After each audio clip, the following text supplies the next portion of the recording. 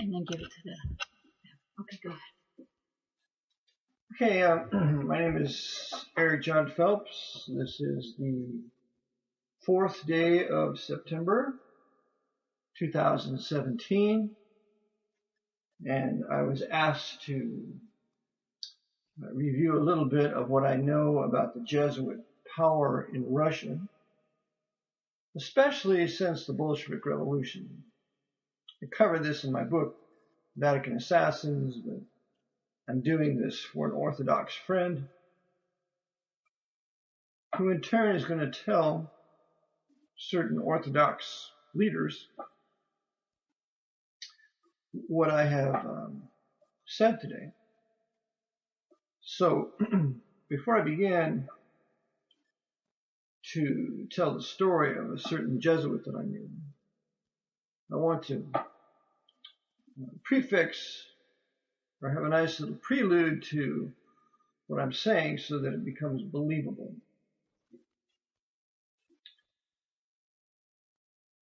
Nobody that I know of has ever done an extensive proof, has ever provided an extensive proof that the Jesuits were in complete control of the Bolshevik Revolution and its outcome. So I think I'll review that for a little bit. You have time? Plenty. And so we'll just go back. And I want you to be reminded that the Jesuits considered the Orthodox Church heretic and to be returned to the fold of the Pope of Rome pursuant to the doctrine of the temporal power, that every human creature is to be subject to the Pope of Rome both spiritually and politically, which is the two keys that are on the Vatican flag. So Russia was a thorn in the side of the Jesuits, even from the days of Peter the Great, because Peter the Great expelled the Jesuits from all of Russia in 1723. And it wasn't long after that he was poisoned with his favorite dish, which was porridge. So Peter the Great was poisoned by Jesuits. The Jesuits were not expelled, then came back into Russia. And the punishment for Russia was the Jesuits using Napoleon Bonaparte to attack Russia, because Napoleon was advised by Jesuit Abbé Sieyès, and I cover this in my book. And Abbé Sieyès was the one who coordinated what Napoleon would do, and also was in cahoots with Russian Jesuits that were facilitating an easier invasion of Napoleon into Russia. And this was for a twofold purpose. Napoleon was to punish the Orthodox. He was to punish the Russian leaders. He didn't like Alexander I, of course, and when they met at Tilsit, they had a conference there. I believe it was on a barge. But the Jesuits used Napoleon to invade Russia, and they also were involved in setting Moscow on fire, because Napoleon invades in the winter, and he's not going to be allowed to winter in Moscow. And this is why Napoleon will use that fire in Russia, in Moscow, to deliberately leave Russia and to move west.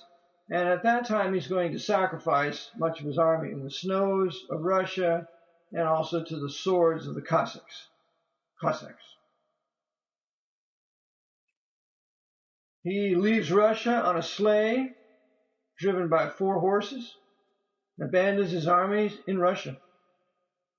just as the Jesuits told him to do. This is 1812, thereabouts. Goes back to Germany and to Dresden, shows up there. Not long after, he is going to be arrested and confined to Elba. And the Holy Alliance is going to take place, the Congress of Vienna in 1814. In 1815, and there at the Congress of Vienna, the monarchs, Alexander I and another, are going to squabble. And so the Jesuits release Napoleon from Elba, and for the 100 days, Napoleon gathers his old forces and troops with the outward policy of finally resisting the altar and the throne in France, only for him to take up the wrong mount there at Waterloo, according to Thomas Jonathan Stonewall Jackson, when Jackson reviewed the battlefield in the 1850s, before the war between the states would begin. And Jackson said Napoleon took up the wrong field position. And that's exactly what Napoleon did. He took up the wrong field position, and because of the juncture with the Prussians and the British under Wellington, Napoleon sacrifices his army at Waterloo, all at the behest of Abyssides. His right-hand man, Abyssides, was the second consul of the three-man consulate, which was Napoleon, Abyssides, and Robert Doulos. So Napoleon flees Waterloo, and he is captured by the British, and he is sent to St. Helena, where he gives his memoirs, and he writes the memoirs of Napoleon, and his General Montholon is his writer. And Napoleon writes about the power of the Jesuit order, and that the Jesuits are an army, and the general wants worldwide power. And you can find this quote in his memoirs by Father Cheneke in his 50 Years in the Church of Rome. So the Jesuits controlled Napoleon in his invasion of Russia, and the Russian people were warned of their invasion, of their future dealings with the Jesuits by the great Fyodor Dostoevsky. Dostoevsky was one of Russia's greatest literary men in the 1880s. He wrote a book titled The Brothers Karamazov, and there's a portion of the book, or a book within the book, titled The Grand Inquisitor. In The Grand Inquisitor, Dostoevsky says that the Jesuits want worldwide earthly dominion. They don't even believe in God, perhaps. So Dostoevsky warned the Russian Orthodox people of the plan of the Jesuits to take Russia. Back to Napoleon. Napoleon is confined at Elba, confined at St. Helena. He is later poisoned. There he doesn't escape and go to New Orleans, which is nonsense. Joe Weider wrote in his very good book, The Death of Napoleon, he was poisoned at St. Helena.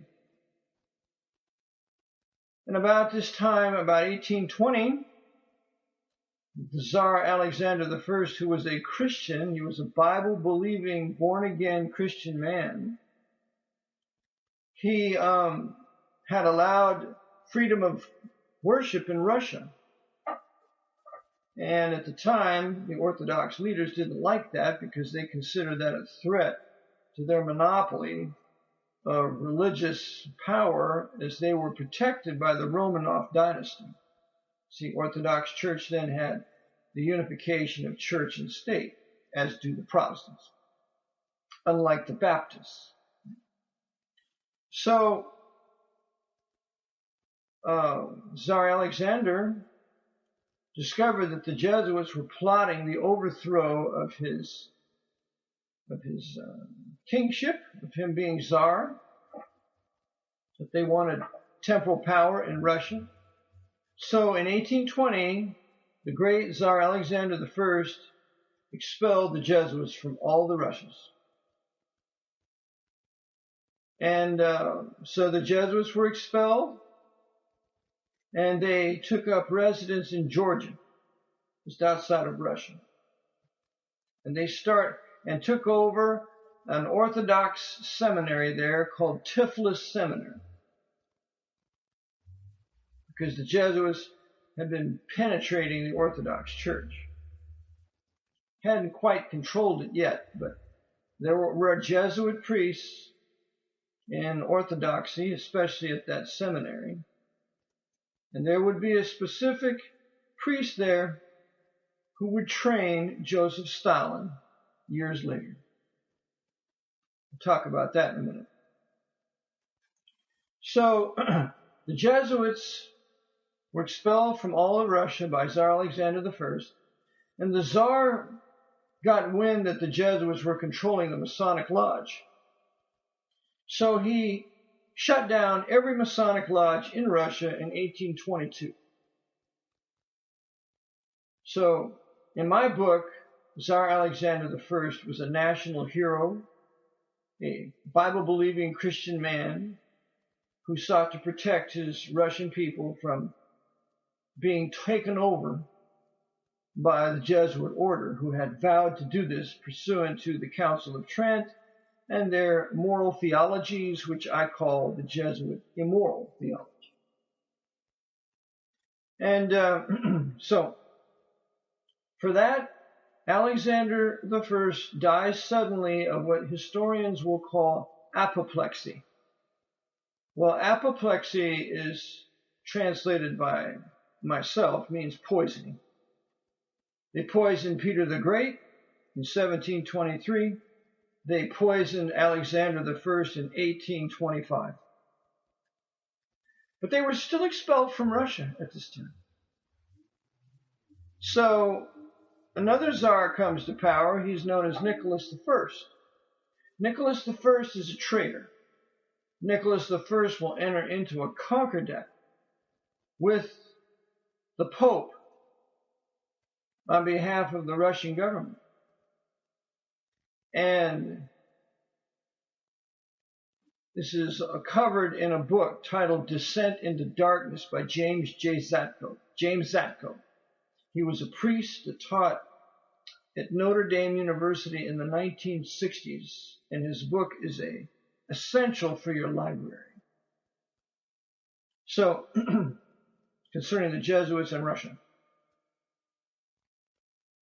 It's all about the Jesuits being involved with the Bolshevik Revolution and their hand in it, although he's not as detailed as he needs to be. So, Nicholas I enters into a concordat with the Pope, but Alexander II comes to power, and he does away with that concordat. So now Alexander II becomes an enemy of the Jesuits.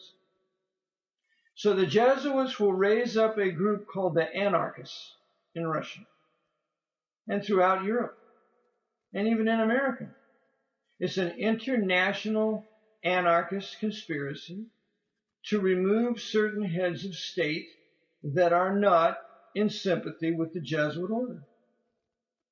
These anarchists will kill Alexander II. They will kill the King of Italy, Umberto I, because he's an enemy of the Jesuits. They will kill Victor Emmanuel II, who is an enemy of the Jesuits and the father of Umberto I.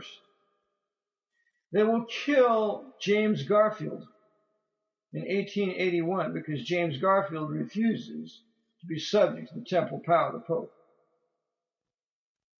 They will kill McKinley in 1901 because McKinley will become a disobedient Protestant low-level Freemason, and they'll put Theodore Roosevelt in his place after they kill him.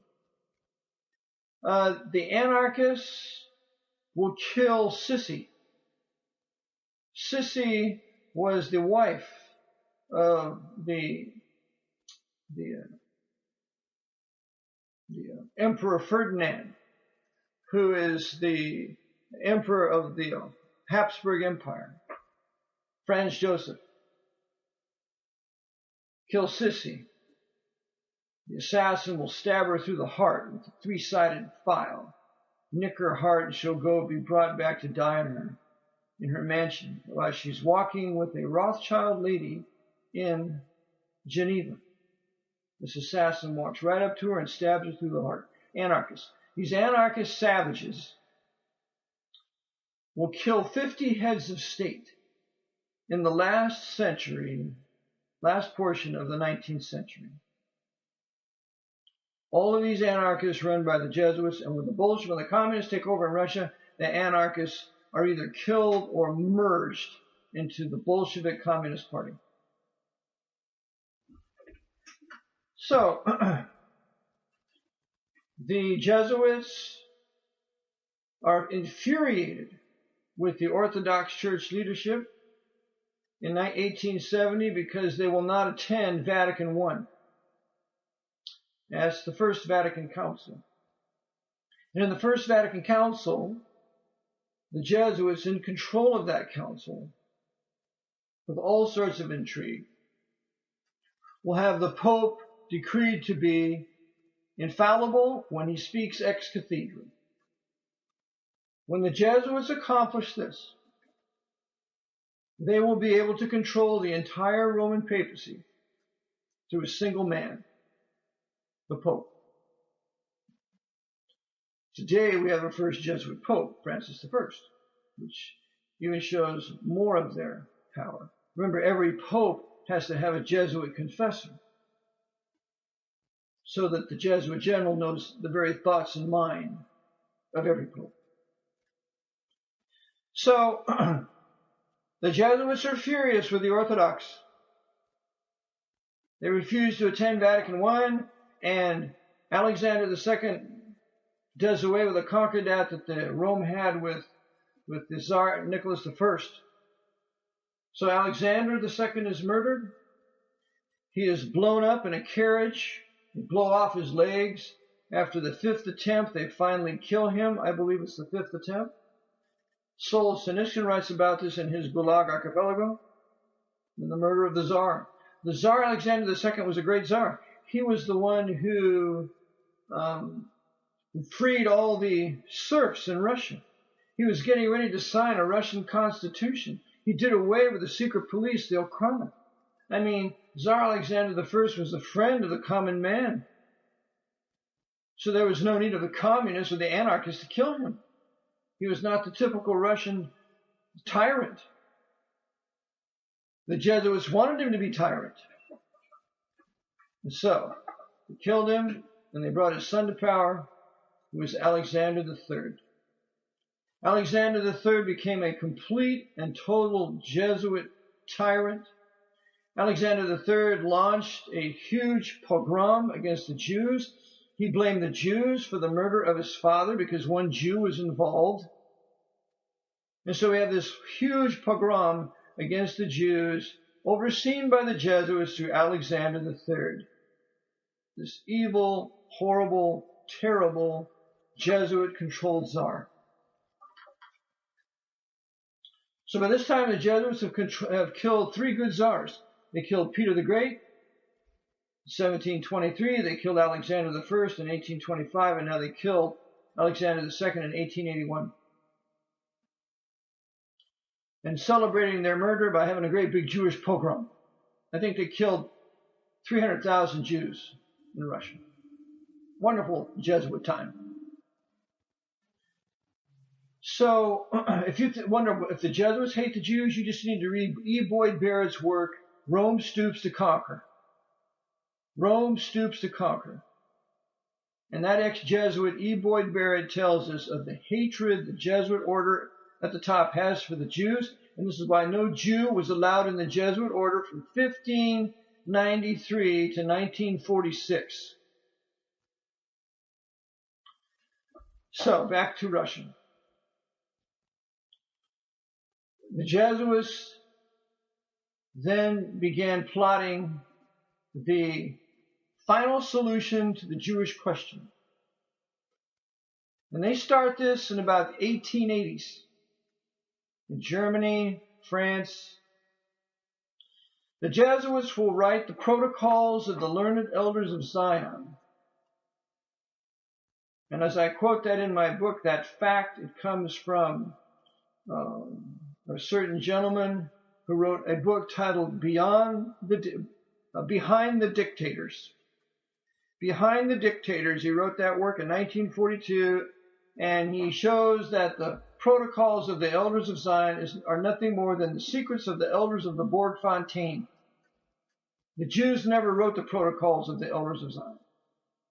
Leo Lehman was the author of Behind the Dictators, a Roman Catholic priest who was saved. He came to know the Lord, believed the gospel that Christ died for his sins, was buried and rose again, truly repented, was a believer, and hence he writes this book. Leo Lehman. So the Jesuits write the Protocols of the Learned Elders of Zion in about the 1880s in France on the border of Germany. The Jesuits will then begin to circulate the protocols in Russia. And the protocols are all true except for one fact. It's not the Jews that are behind the protocols. It's not the Jews doing all these things. It's the Jesuits. And even in the protocols, they say our only enemy of us Jews are the Jesuits. It says it right in the protocols. So the Jesuits wrote the protocols, and everything they wrote in there, they brought to pass. The French Revolution, they talk about, was their work. How they control Freemasonry, how they kill certain Freemasons that are not obedient to them, how they poison the Gentile nations with vaccinations and inoculations. All of this, they brought it to pass. The Jesuits have done all of these things. The control of banking, everything that you read in the protocols of the Learned Elders of Zion are true, except it's not the Jews who are responsible. There are certain Jews working on this, but they're subject to the Jesuits. As my late friend Sherman Skolnick said, these are Hawk Jews. These are papal court Jews. They're Masons, like the ADL and B'nai B'rith and others. It's Masonic Jews who are Freemasons, subject secretly to the Pope. So they're circulating the Protocols of the Elders of Zion in Russia to incite anti-Jewish fury in Russia. Because the Orthodox Church for years was against the Jews. The Orthodox Church was helped and aided and abetted the pogroms of Alexander III. There was no outcry amongst the Patriarch and others. And then in 1905, we have the greatest Jewish pogrom in the history of Russia, when Tsar Nicholas II, a Knight of Malta, of the Russian branch of the Knight of Malta, just like Len Horowitz is a member of the Russian branch of the Knights of Malta, for which he sued me for a couple of things in his lawsuit. Thank God the judge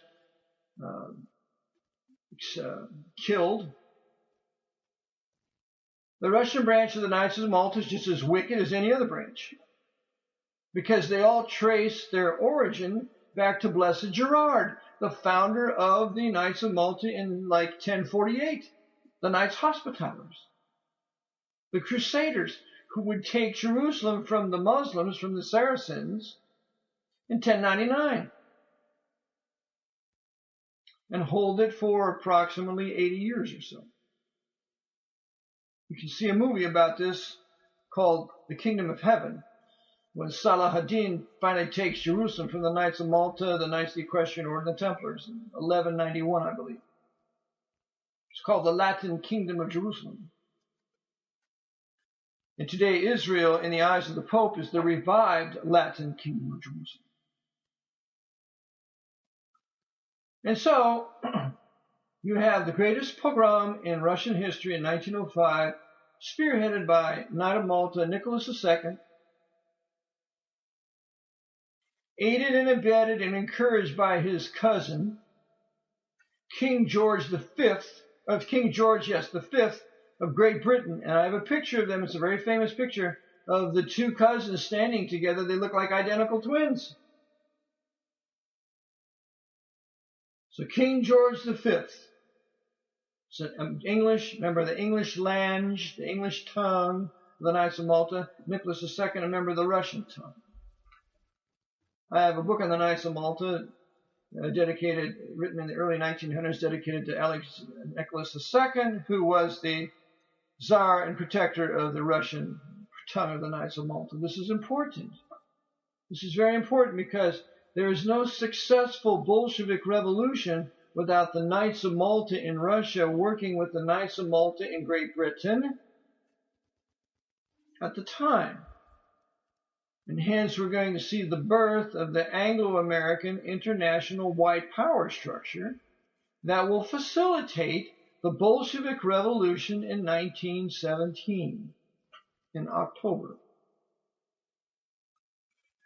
So this is all the history leading up now to the Bolshevik Revolution. And in this Bolshevik Revolution, the protocols of the learned elders of Zion will have spread through Russia through a certain Orthodox priest there, and that Orthodox priest is a Jesuit. And so they spread it all throughout Russia, creating this anti-Jewish fury. But the Jesuits are going to be very clever here. They're going to make the Bolshevik Revolution look Jewish. And so there will be leading Jews, Trotsky and others, Litvinov and certain others, who will openly be leading the Bolshevik Revolution.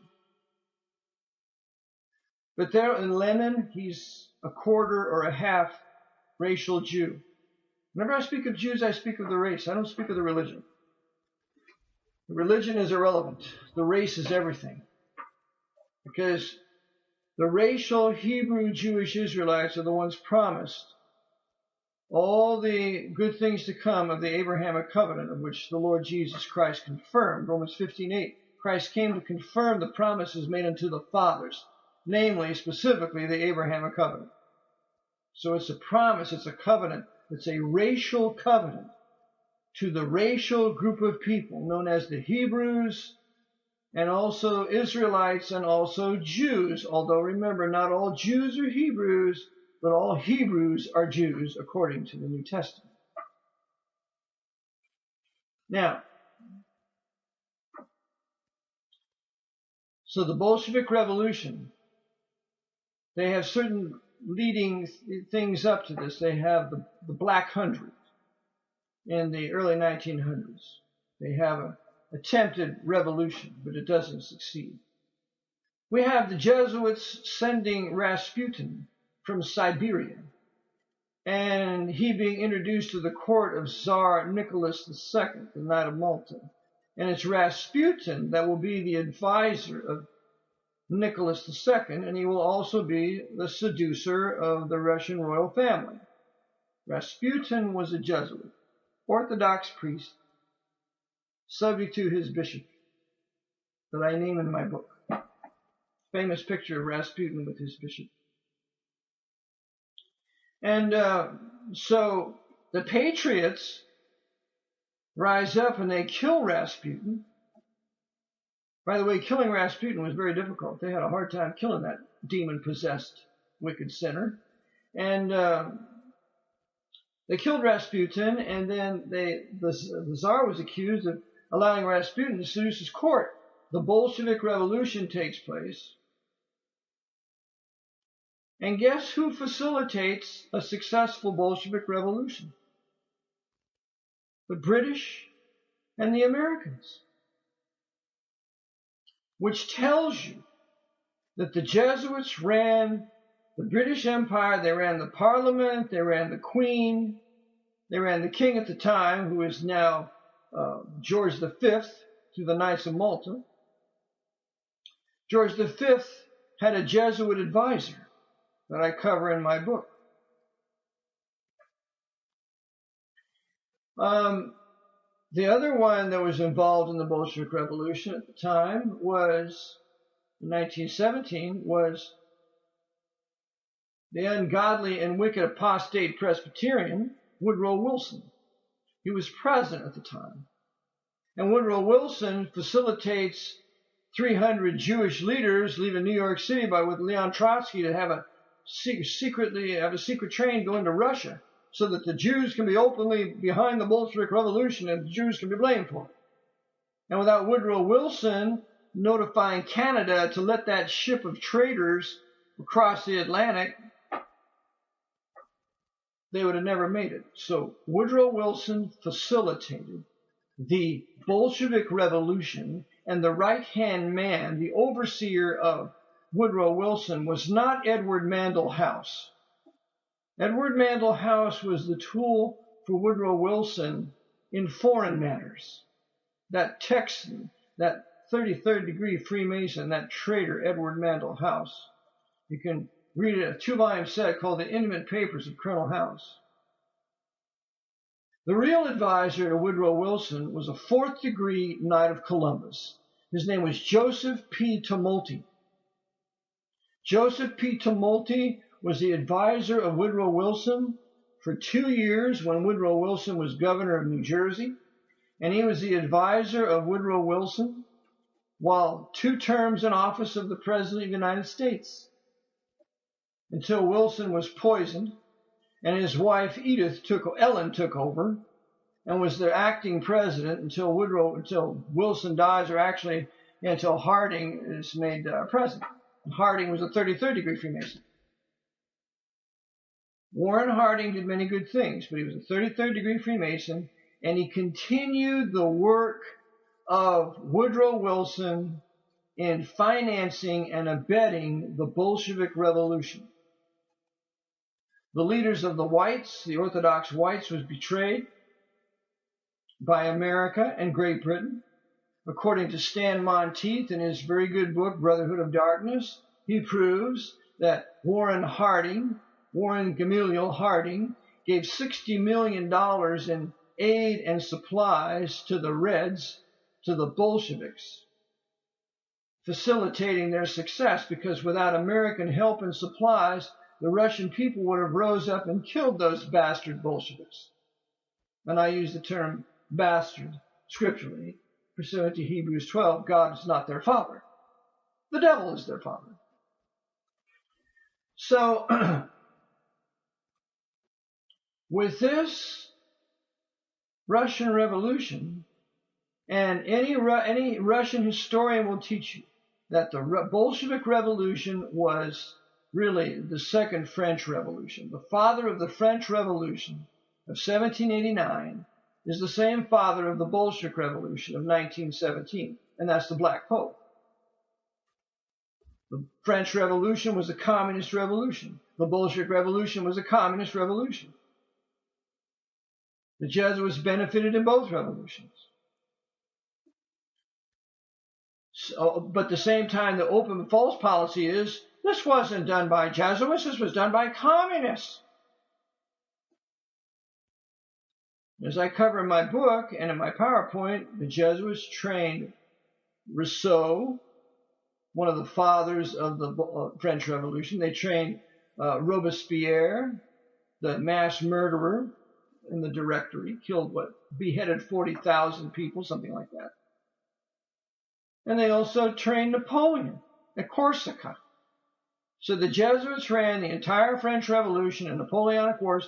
They ran the entire Bolshevik Revolution and the Bolshevik Wars from 1917 to 1922.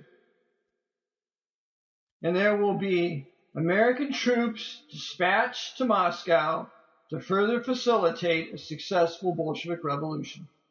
And William Grady covers this in his new work on the nation of Israel. He even has pictures of American troops in Moscow, I believe. The Bolshevik Revolution must succeed.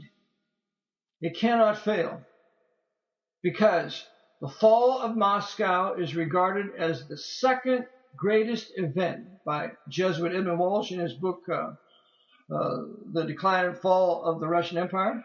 He wrote in 1925. Walsh says that the fall of the Russian Empire is the greatest single event after the fall of the Roman Empire. Why? Because the Jesuits took Orthodox Russia, which includes the huge landmass of all of Russia, in 1917 and throughout the Civil War, ending in 1922 or thereabouts. At this time, the Jesuits running the Bolsheviks will take all of the Tsar's fortunes, the rubies, the emeralds, the gold. It's a huge fortune. And they will imprison the Russian Orthodox Patriarch. They will kill 5,000 priests and nuns of the Orthodox Church. And this is their vengeance, because the priests and nuns that they killed were against Vatican I, and were outrightly and outspokenly against the infallibility of the Pope of Vatican I. So they all have to die, and they will die. And while the Jesuits are at it, they're going to have fun with the Mennonites. So they're going to use their Bolsheviks to kill as many Mennonites and take turns gang raping the women during the Bolshevik Revolution. The Bolsheviks are going to serve as the crusaders for the Jesuits during the Bolshevik Revolution and succeeding Civil War, when the Orthodox people and the Orthodox leaders are betrayed and have to flee Russia. The Joseph Stalin, who is the real Jesuit coadjutor at this time, he is going to lead the Bolshevik army in fighting General Stanislaus Sikorski, who is the great Polish general at the time. And General Sikorski defeats Stalin and saves Poland from a Bolshevik oppression. But there will come a certain Polish Roman Catholic out of Poland who will have known the Jesuits well, who admired the Jesuits, and he will be the first head of Lenin's Cheka. He'll be a vicious, bloodthirsty, murderous Jesuit inquisitor. And his name, out of Poland, is Felix Dzerzhinsky. Felix Dzerzhinsky will kill. He'll be rounding up all those marked for death, bringing them in the trucks, and shooting them in the back of the head in Lubyanka. Lubyanka will be the headquarters for the Holy Office of the Inquisition of the Jesuits. And they will shoot these people in the back of the head, take them out in mass burial grounds. Felix Dzerzhinsky was the great Grand Inquisitor of the Jesuits that Dostoevsky warned about. Felix Dzerzhinsky, and by now 1922, when the Inquisition's going crazy, you have American Jesuit Edmund Walsh, who's there in Russia for 2 years, from 1922 to 1924, and he will oversee the establishment of the Bolshevik government while this Inquisition is raging.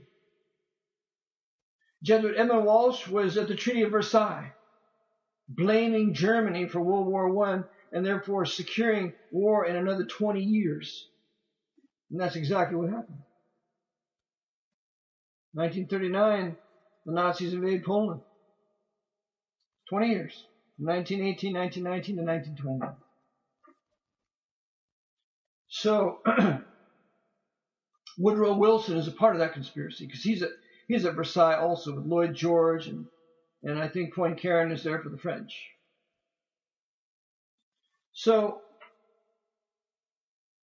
what we have here now is the great subjugation of the Orthodox leaders and the Orthodox people, aided and abetted by American Freemasonry in the person of Warren G. Harding, and also aided and abetted by the Knights of Columbus in the person of Joseph P. Tumulty, having overseen Woodrow Wilson. And Joseph P. Tumulty was overseen by the head Knights of Columbus at the time, whose name was Flanagan.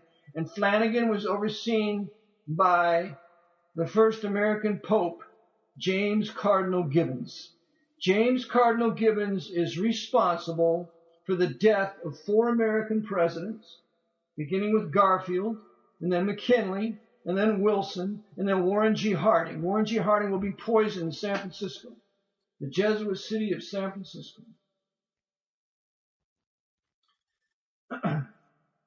So, the Jesuits are running Bolshevik Russia.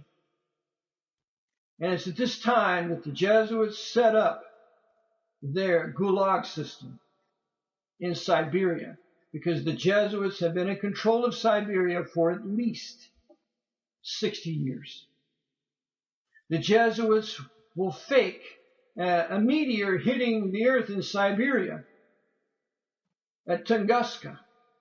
And the fact of the matter is, it's the first thermonuclear detonation in the world, carried out at Tunguska in 1908, thereabouts. So the Jesuits have perfected nuclear devices, nuclear detonations, well before 1945. So what happens is now the Bolsheviks, led by Trotsky, the Jew, Stalin, the white Gentile, Georgian. Stalin, remember, was not a Russian. He was a Georgian. Just like Hitler was not a German. He was an Austrian. This is the danger that we face when we allow foreigners to run our countries. This is why the American Constitution said the man that's to be president has to be an American. He has to be an American that will be natural born. He has to be a natural born citizen. This is what Obama was not. So, the Bolshevik Revolution takes place, and for 10 years, from about 1922 to 32, 33, the Jews, it appears, are running Russia. Why, it's the Jews! In 1919, certain Masonic Jews take over Bavaria. And they're going to run Roman Catholic German Bavaria for about 18 months. All facilitated, by the way, by Jesuits, of course, to make the communist movement look Jewish, when the communist movement is strictly Jesuit, because they perfected the doctrines of communism on their reductions in Paraguay from 1609 to 1759. But we have to make communism look Jewish. So we have to have the father of modern day communism appear to be a Jew, who's Karl Marx, and a high-level Freemason. What we are not told is what was told to the German people by Otto von Bismarck, the Bible-believing, born-again Lutheran Christian man, who said Karl Marx was tutored by the Jesuit Peter Becks in the British Museum for many years. And Peter Becks goes on to be the head of the Jesuit order in the late 1800s. So the Bolshevik Revolution, why, it's Jewish. The Jews have taken over Russia. And these Jews are killing the Orthodox. You see why the Orthodox people hate the Jews? They believe the lie that the Jews killed their leaders and imprisoned the patriarch. all for the purpose as we shall see. So Stalin, then, who's the secret power behind the Jesuits and the Bolshevik Revolution, Joseph Stalin will be trained back in the 1800s, from 1896 or thereabouts, for 4 or 5 years by Capuchins in Gori, and they see the leadership of Joseph Duchevelle, or however you say his last name, and they give him an all-paid education, a scholarship, to Tiflis Seminary, where Stalin will be trained by certain Jesuits disguising as Orthodox, and one of them is Father Dmitri. Father Dmitri is a tutor of Stalin, and then all of a sudden, at the end of 5 years, Stalin begins to advocate communist doctrines, and Father, I believe it's Dmitri, expels Stalin for becoming a communist. But when Stalin comes to power, and he's busy purging in the 30s and the 40s, in the 30s, he never purges Father Demetrius. That's his name, Demetrius. He never purges Father Demetrius. I wonder why. Because Father Demetrius was the Jesuit who brought him to power.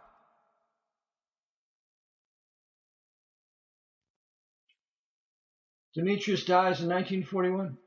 Peaceful death. So Stalin, in the beginning of the early 30s, begins his purges. It's called the Great Terror. There's a book on it called The Great Terror.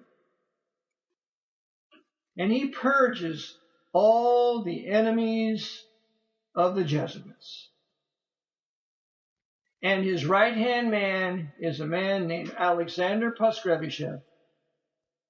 And you can read about this in a book titled Svetlana, written in the 1960s when she's the daughter of Joseph Stalin. She wrote the book when she was brought here through the Jesuits and their CFR into the United States, I believe in the 1960s. So, Joseph Stalin will carry out the purges as directed by Alexander Paskrevishev.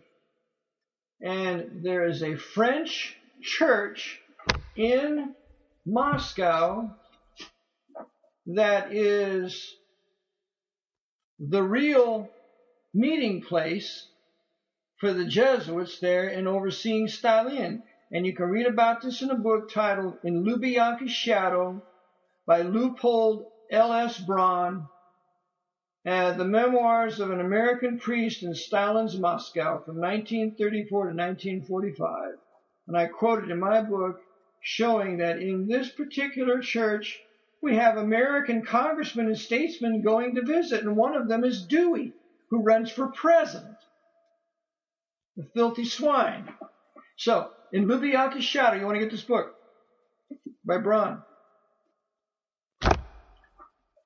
Stalin is trained by Jesuits when he's in school. And you can read about this in a book titled Three Who Made a Revolution by Bertram Wolfe, W-O-L-F-E. And in this book, Stalin talks about the Jesuits. And in this, he talks about them on page 410 or thereabouts. And he says that they're always in 411. He says, then being nearly 15, he entered. Then being nearly 15, page 411, he entered the Tiflis Theological Seminary on a free scholarship, providing uniform, clothing, meals, and lodging. The studies were dull, dogmatic, repetitive. The discipline was that of a spiritual barracks. Loyalty to God and the Tsar, the order is not certain, being the overriding consideration in determining the content of all subjects.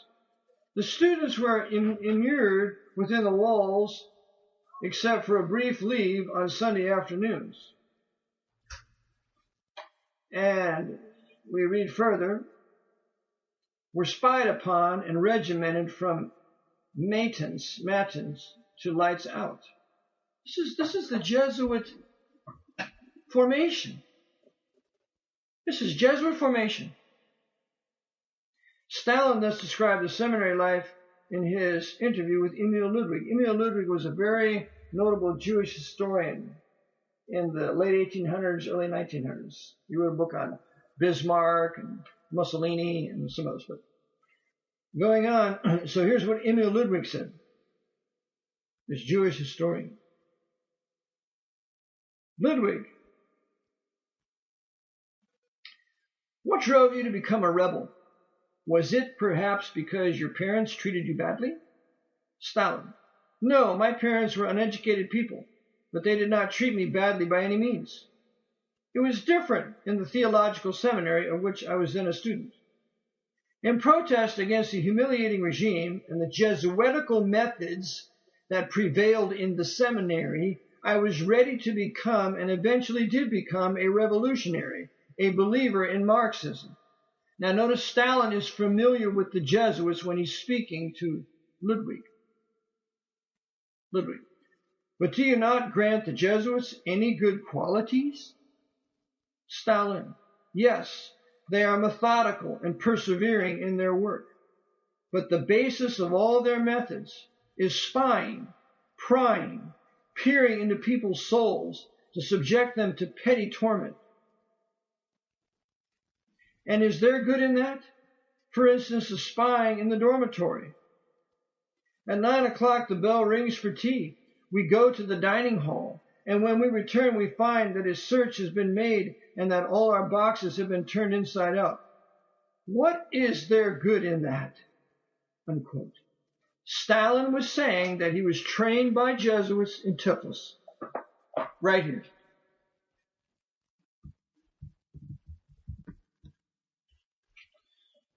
Okay, continuing on, as we just covered, Stalin's confession that he had been trained by Jesuits at Tiflis Seminary in Georgia. Remember, at this time, from like 1894 to 1899, when he's being trained, the Jesuits are expelled from Russia.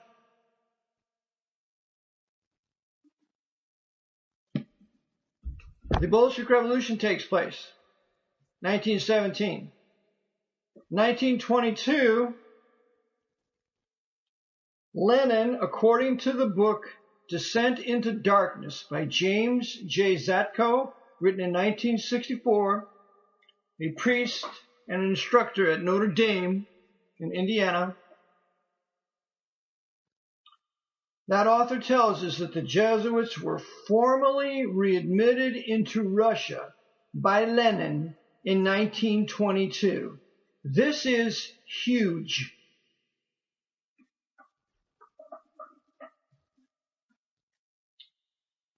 Stalin then is overseen by Edmund Walsh. Walsh oversees certain other leading Jews, Litvinov and others. But Stalin is working with Walsh, Jesuit Edmund Walsh. And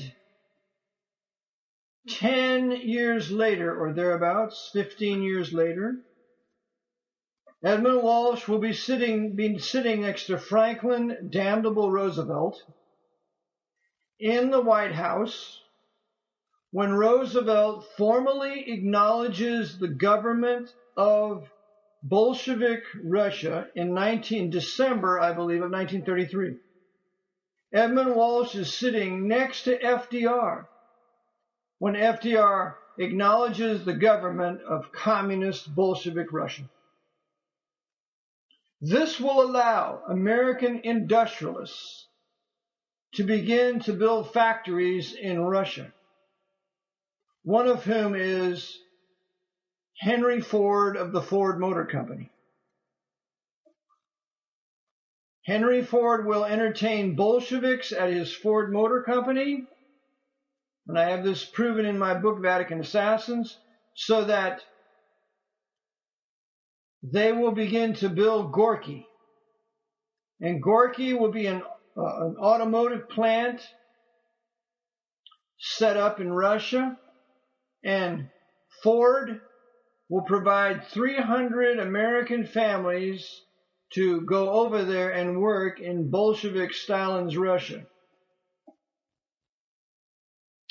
One of them will be a Jew whose name is Victor Herman. Victor Herman would be a young man. He would have certain world records jumping out of an airplane at, I think, 100,000 feet, something like that.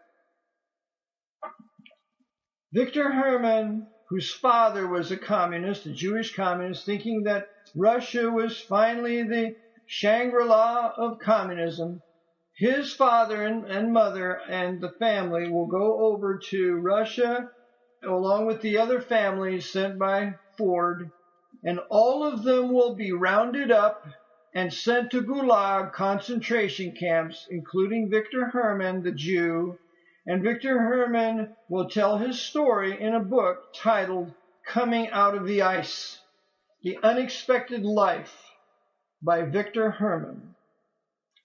You gotta get it, you gotta read it. A goofball movie was made on it years ago with Chris Christopherson, but the utter horrible wickedness of what went on there is accurately depicted by Victor Herman in his book, Coming Out of the Ice. He also wrote another book that is unbelievable. It's an 80-page book. I have it for sale on my website. It's called The Gray People. The Gray People. And it's about life in the concentration camps, the Gulag of Russia. And it is unbelievable. You got to read that too. But these concentration camps run in Russia are run by the same Jesuits that are running the concentration camps in Germany. They're going to be the same Jesuit order that's going to run the FEMA camps here in America. The same brotherhood. Just different days, different times. But same doctrine. So Stalin then, Lenin is murdered. He's poisoned in 1926, I believe. 24, 26. And the Jesuits begin to get rid of the Jewish leadership of the Bolsheviks for the next 10 years. For 10 years, the Jews are openly involved. You have Trotsky building the Red Army and so on. So from 1922 to 1932, you have these Jewish leaders that are openly portrayed to the world as running communism. But the man of power, the man of steel, the one who's really going to be put in power is Joseph Stalin.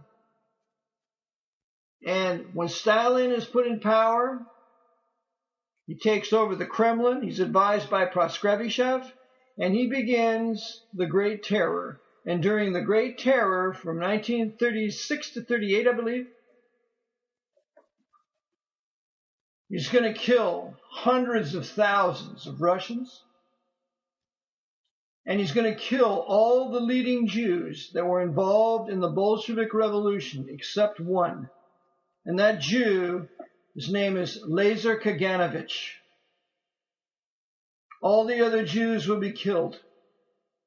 And Lazar Kaganovich is Stalin's token Jew, to make it look to the Jew bashers of the world that it's really the Jews running Russia.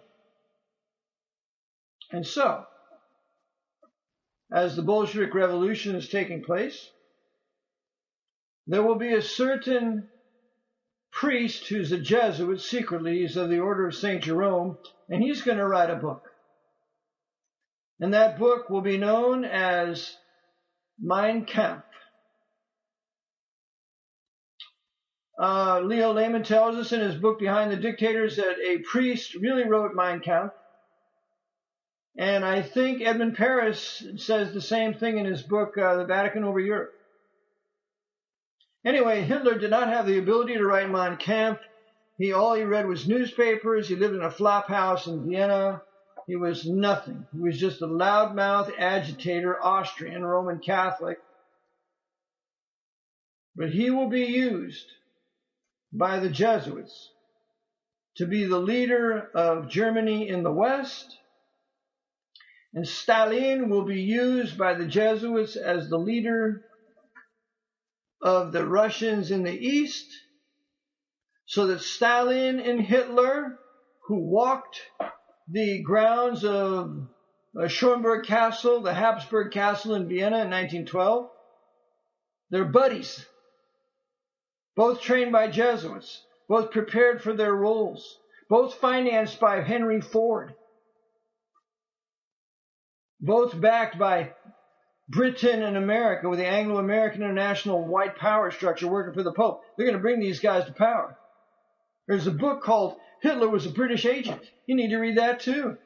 Churchill and Hitler and Stalin and FDR and Mussolini all worked together along with the Masonic Jewish labor Zionists, including Ben-Gurion and Theodor Herzl, not Herzl, but Ben-Gurion and who's the other founder? Oh, Chaim Weizmann. They're all working together. There's another book you got to read called Hitler's Jewish Soldiers. They're all working together. And so, one of the things that they have to accomplish during World War II is the destruction of the Pale of Settlement. The Pale of Settlement was started by that prostitute of a whore, Catherine the Great, Catherine II the Great, who became the Tsaress of Russia in the late 1700s. She will poison her husband, and who is the Tsar. She'll poison him. I forget which Tsar he was, but he will be poisoned by Catherine the Great. And you have Catherine the Great controlled by the Jesuits in Russia, and you have Frederick the Great controlled by the Jesuits in Prussia, the apostate Lutheran, and the perfecter of Scottish Rite Freemasonry, the head Mason on all continents, the entire continent at the time. So Frederick the Great and Catherine the Great will work together to begin to build what is called the Pale of Settlement, the herding of Jews into Poland, Hungary, Eastern Russia. This is called the Pale. You can find a map of it on Google. And so when the time is right, Hitler will invade Russia on September 1st of 1939, and Stalin will invade 17 days later on the 18th of September from the east. And Stalin and Hitler will divide Poland. And they will kill the Polish nationalists, the Polish manhood that love their country, Poland. They will kill approximately, it's no 7,000. It's more like 20,000. They're going to kill 20,000 Polish men in Smolsk, in the Katyn forest and other places, to get rid of any Polish manhood that would stand against the occupation of Poland by the Soviets and the Nazis from 1939 to 1941. Because Poland is the place, Roman Catholic Poland, that super power place of the Jesuits in Eastern Europe. The Jesuits will then be the ones behind the erection of the concentration camps, the 6 death camps in Poland, which was Auschwitz, Treblinka, Chelmo, Belzec, Majdanek, and Sobibor. All those camps will be Jesuit-controlled camps run by the Jesuit-controlled SS, because the SS was modeled after the Jesuit order, and you can read this in a book called Heinz Hone's work titled The Order of the Death's Head. The Order of the Death's Head. And as I document in my book, the Gestapo and the Soviet NKVD met together in Poland on 3 separate occasions before the invasion of Russia and Germany in 1939. They worked together. And when Stalin and Hitler come to power, they divide Poland and they enter into a treaty called the Ribbentrop-Molotov Agreement. Ribbentrop is the man from Germany representing Hitler. Molotov is the one from Russia representing Stalin. And in this agreement, they agree to work together. They are in treaty with one another. And because of this agreement, Leon Trotsky denounces Stalin, totally disagrees with this agreement, for which reason Stalin puts a hit out on Trotsky. Trotsky has to leave Europe. He goes to Mexico City, and there a Spanish assassin, Roman Catholic assassin, is sent by Stalin to kill Trotsky with a hatchet to the head. And a picker, a hatchet, a nice picker, I think it's a hatchet. So they're eliminating all the Jewish leaders. Remember, Trotsky built the Red Army. Remember, in 1928, the Nazis, the German army, is rearmed when they go into Russia, and the army is created in Russia because Russia is not a party to the Versailles Treaty. This is a great secret, further exploited, further shown by Edmund Walsh in his book Total Empire. So, Stalin and Hitler will be working together for the destruction of the Jews of the Pale of Settlement. No Jew is allowed to emigrate into Russia. This is no man's land. And Stalin, anybody that goes into Russia, escapes, he's going to kill them.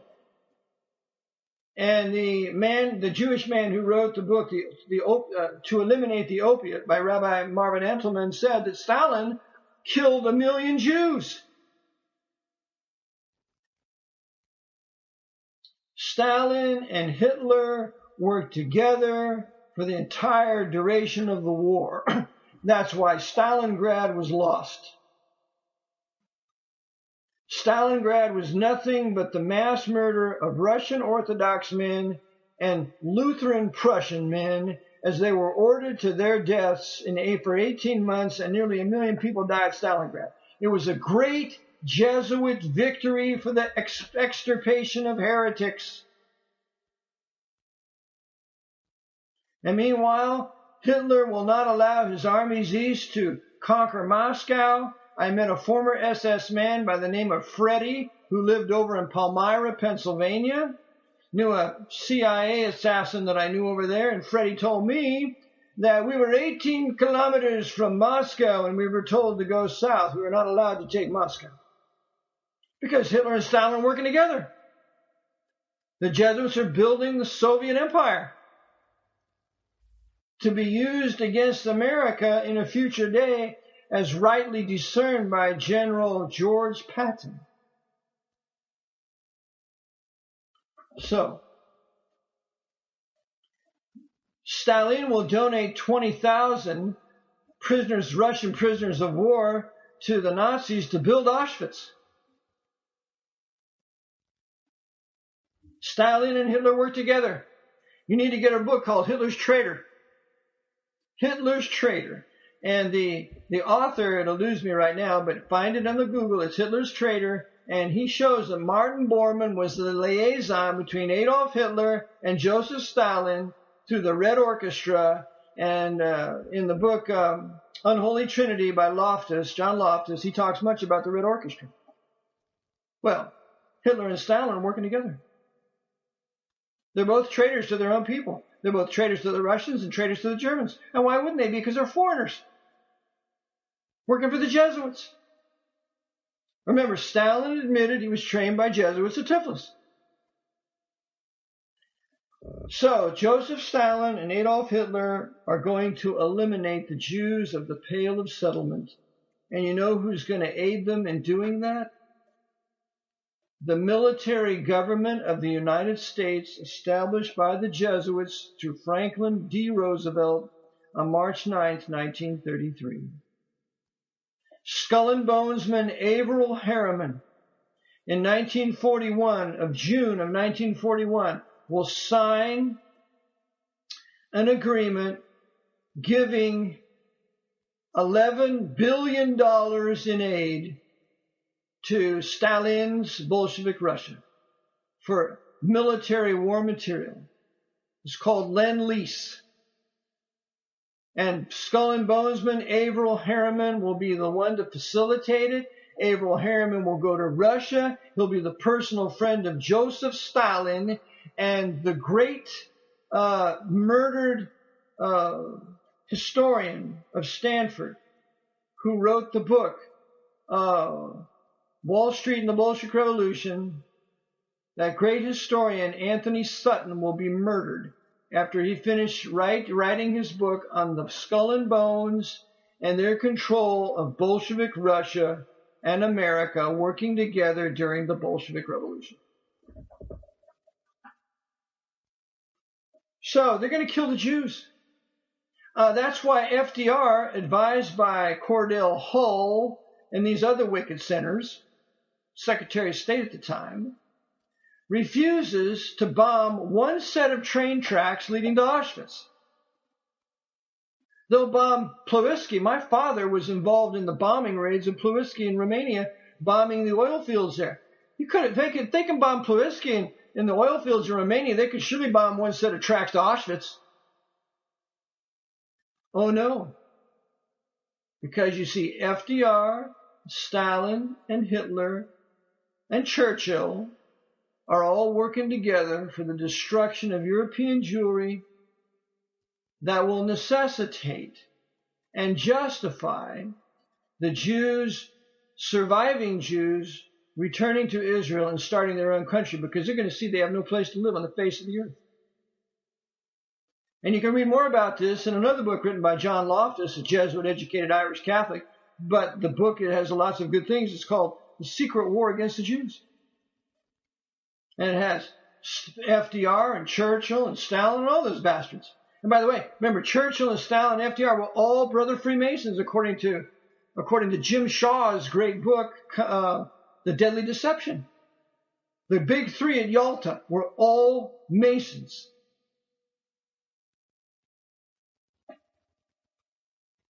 So, the book you want to read about in the destruction of the Pale of Settlement is called Bloodlands. Bloodlands. A very popular book, maybe 8 years ago. And it shows the annihilation of the Jews of the Pale of Settlement. All of it overseen by the Jesuits. The Jesuits would also run the Einsatzgruppen into Russia,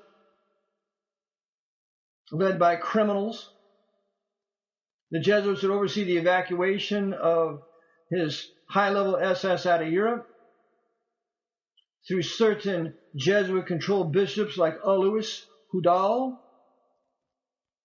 Hudal oversaw the Vatican rat lines leading out of Austria into Italy, and from there all across Europe into Ireland, to Canada, to America. And Francis Cardinal Spellman in 1949 is going to be made a cardinal. He's going to oversee all the Vatican rat lines coming into this country. We're bringing in all the top Nazis, including Werner von Braun, the head of the Gestapo, Heinrich Müller, all these wicked Roman Catholic sinners working for the destruction of not only the Jews, but the Protestants of Europe, are brought here. Some estimated 50,000 of them.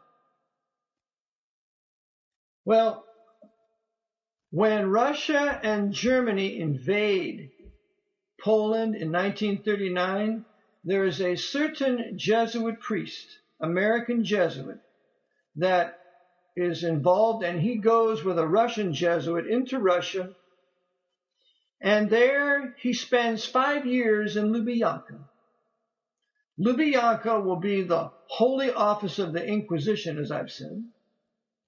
And there, Walter Sisek, a street tough, a Polish-American Roman Catholic from the coal region of Pennsylvania, this street tough will be the greatest inquisitor of the 20th century, apart from Stalin himself, in the murder of millions of Russian Orthodox people, because Walter Ciszek will oversee the entire Gulag in Russia for 17 years. He will spend a total of 23 years in Russia. And Kennedy in 1963 arranged for Walter Ciszek to be released in exchange for 2 Russian spies. And so Ciszek comes back, and he comes back to the novitiate over here in Wernersville, Pennsylvania. He's greeted as a hero when he comes back, that he was persecuted by the communists in Russia, and he suffered in the concentration camps. And that's the cover story. But Walter Ciszek's dear Jesuit buddy, Daniel L. Flattery, was also a personal friend of George Herbert Walker Bush. That's right. And this little book, With God in Russia, that Ciszek will supposedly write, it was probably ghostwritten, shows of how he suffered in the concentration camps in Russia.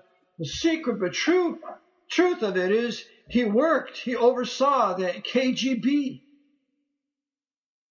NKVD, and later KGB. KGB starts in 1953. And for 10 years, he's there in Russia overseeing all of it. And to prove this theory of mine, I got to know a Jesuit over at the novitiate, now spiritual center in Wernersville, of the Jesuits. It was financed and built by the Brady family out of New York. Nicholas Brady was the head of over 100 New York corporations. He was wealthier than Rockefeller, and a high papal knight that died in 1928.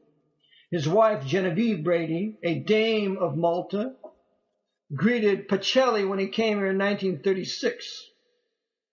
Pacelli will Secretary of State. He'll go on to be the Pope Pius XII, overseeing all of these dictators in not only the Eurasian Jewish Holocaust, but the Lutheran Holocaust, the Reformed Holocaust. Remember, the SS had a special camp for Dutch Reformed preachers in the Netherlands.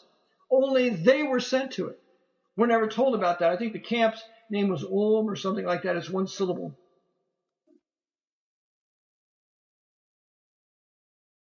So, Ciszek goes into Russia. He spends 5 years at Lubyanka perfecting the art of torture. And in Lubyanka, they managed to get certain volumes of the Holy Office of the Inquisition out of Spain and all the methods of torture. And they perfected them in Lubyanka and then subjected their poor Orthodox victims to the Inquisition of the Jesuits running Lubyanka and ultimately the entire Gulag system. Yep. So this is Walter Ciszek. And through my interest in Walter Ciszek, I got to know a Jesuit over here. His nickname was Brother Suds. And I love the old man. I gave him the gospel, showed him how to be saved. I gave him a copy of my Vatican Assassins, which, after he died, just disappeared. Probably at the provincial's desk in Maryland. Anyway, I talked with Walter Ciszek. And I said, Walter, I said, tell me about, Brother Suds, tell me about Walter Ciszek. He said, oh, I knew him well. I knew him when he came back from Russia. I said, Brother Suds, Walter Ciszek was an inquisitor. He was a mass murderer, killed millions, responsible for the death of millions of Orthodox people. He said, oh, no. I said, tell me, Brother Suds. I said, when you looked at Walter, were his hands gnarled as though he worked in a concentration camp for 17 years? And he stopped. And he looked at me. And then he looked down and he said, oh, Walter. Oh, Walter.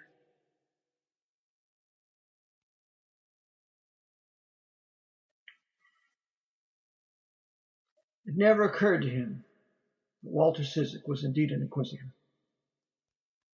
And we went out to the graveside of Walter Ciszek there, the novitiate, and now the spiritual center of Wernersville. And it's the only gravesite, because remember, all the Jesuit tombstones are the same. It's a white tombstone with a black base.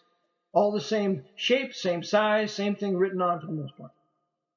The name of the Jesuit or the temple coadjutor, the day he was born, ingress, the day he joined, the day he was born, natus, the day he was born, the day he went into the Jesuit order, ingressio, and the day he died, obit, and that's all this on the tombstone. They're all the same. Perfect communism.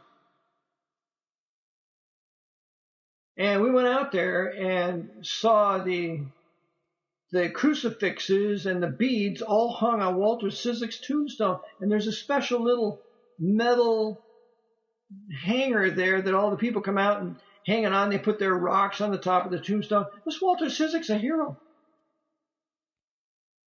And in the early 2000, I went with my wife-to-be, Danita. We just decided to take a little ride in my blue Ford Ranger truck out to the novitiate. I said, I want to show you something. I want to show you this cemetery that's shaped with a vaginal shape of the Virgin Mary. So we went out there.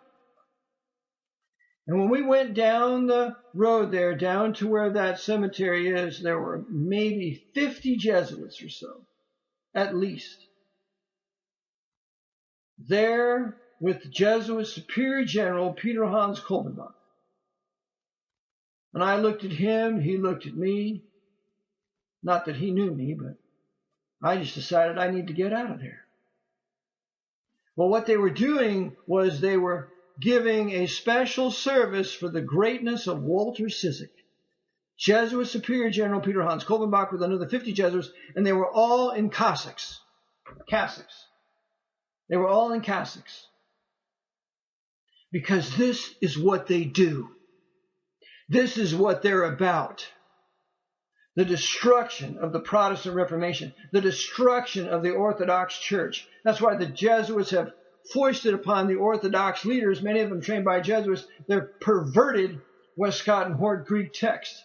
And the Orthodox Church over in Lancaster, I've seen it personally myself in the priest's office. I looked at his Greek text, and there it is. Nestle text. Westcott and Hort Nestle Greek text. Pro Jerome's Latin Vulgate. It's not the glorious Word of God, the Byzantine text that the Orthodox Church had for 400 years or more.